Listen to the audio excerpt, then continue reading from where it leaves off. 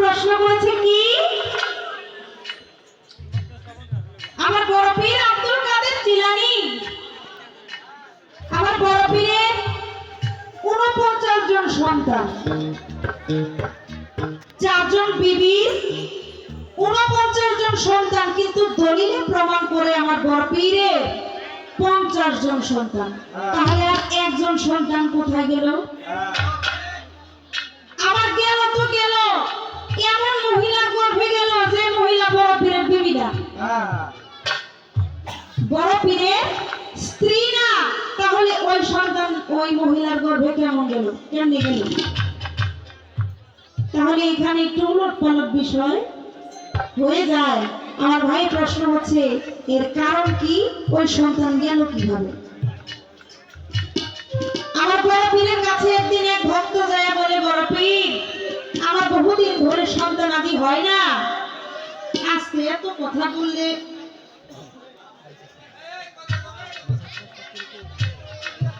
এই যে যুবক ভাইরা, কথা তো বেশি বলবো না, ছোট্ট করে জবাব দিয়ে শেষ করে দিব, তাই কথা বলা যাবে না।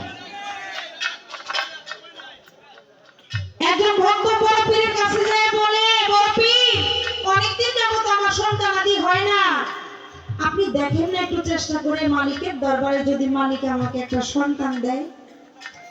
আমার বড় পীর সিজদায় পড়ে গেলেন মালিকের দরবারে, বলে মালিক এই ভক্ত এসেছে আমার কাছে একটি সন্তানের জন্য, তুমি মালিক, তুমি রহমানুর রহিম, তুমি দয়া করলে, তুমি চাইলে সব কিছুই পারো, তুমি না চাইলে কিছুই হবে না, হয় না, তুমি দয়া করে এই ভক্তকে একটি সন্তান দান করো। আমার আল্লাহ বলে, বড় পীর এই লোকের ভাগ্যে আমি কোনো সন্তান রাখি নাই। যখন এই কথা বললেন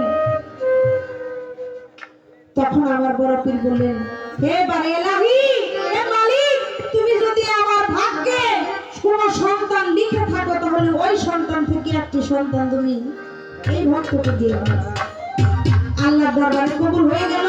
বড় পীর সিজদা উঠাইলেন, সিজদা উঠাইয়া ওই যে ভক্ত আসছে ওই ভক্তের পিঠে পিঠে যখন ঘষা দিছে তখন সন্তান চলে গেছে।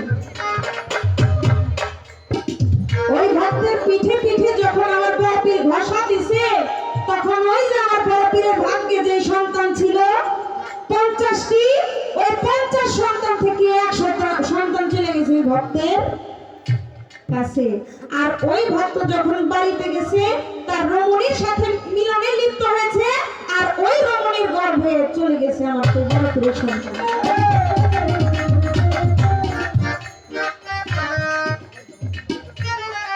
এই তো তাহার কথা ছিল, ইহার বেশি না, আস্তে ধীরে তাহার কথার করলাম বর্ণনা। আজকে কি কথা কয় রে ভাইয়া, কি কথা কয়, কথা কয় আমার একটু দেখাইতে চাই ভয়। আপনি ভয় দেখাইলে কি হবে, আমি তো ভয় পাই না। হ্যাঁ, চমৎকার গান করলেন। আমার খাজা বাবার পালা নিয়ে একটি গান করলেন চমৎকার, আস্তে আস্তে। উনি তো বাচ্চা বাচ্চা আমার একটা প্রশ্ন করছে, আমি কবির থেকে করবো না, আপনার কোথা থেকে করবো, আমি বাইরে যাবো কেন? আমার ভাই বলেছে রজব মাসের শুরু হয়ে গেছে, রজবের চাঁদ উঠে গেছে, রজব মাসে খাজা বাবার ডেক বসানো হয়, বলছি না আপনার কাছে এরই আমার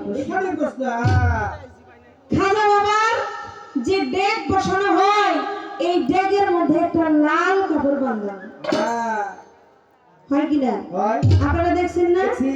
খাজা বাবার যখন ডেক বসানো হয় ডেকের উপর একটা লাল কাপড় থাকে। আজকে গামছাও দিছে লাল, দরবারের পক্ষ থেকে গামছা দিছে লাল, এবং মা পাগন্ডির দরবার থেকে লাল একটা গামছা মাথার মধ্যে বেঁধে দিছে। আজকে লাল হয়েছিলাম। খাজা বাবার যে ডেকটা বসানো হয় ডেকের উপরে একটা লাল কাপড় থাকে, আপনার কাছে জানার বিষয়টা কারণ হলো আমরা অনেকেই আছি জানি না, আপনারা জানেন, অনেকে জানেন লাল কাপড় কেন বাঁধা হয় জানেন? আজকে জানে যাবেন, এটা তো নতুন নাকি? আপনার কাছে জানতে চাই ব্যাগের উপরে লাল কাপড় কেন? এটা তো কালো কাপড় হইলেও পারতো, সাদা হইলেও পারতো, সবুজ হইলেও পারতো, এটা লাল কেন? খাতাওয়ালা দরবারে গেলে সবুজটাই কিন্তু প্রাধান্য দেওয়া হয় বেশি।